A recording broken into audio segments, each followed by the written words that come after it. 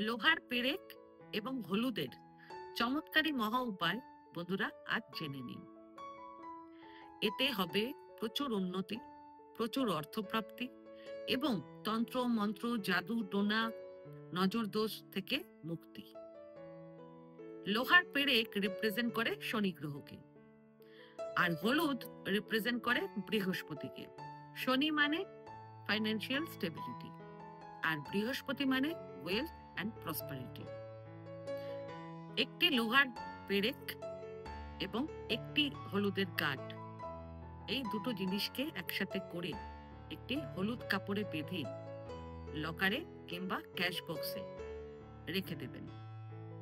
এতে বাড়ি থেকে দরিদ্রতা দূর হয়ে যাবে এবং বাড়ির আর্থিক পরিস্থিতি শক্তিশালী হয়ে যাবে।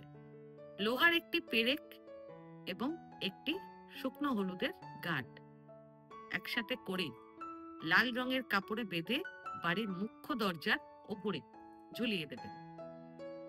এতে নজর দোষ, জাদু টোনা, তন্ত্র মন্ত্র কোনো কিছু আর বাড়ির ভেতরে ঢুকবে না, যার ফলে বাড়ির প্রত্যেক মেম্বাররা খুবই সুরক্ষিত থাকবেন এবং বাড়ির লোকেরা আনন্দে খুশিতে ভরে উঠবেন।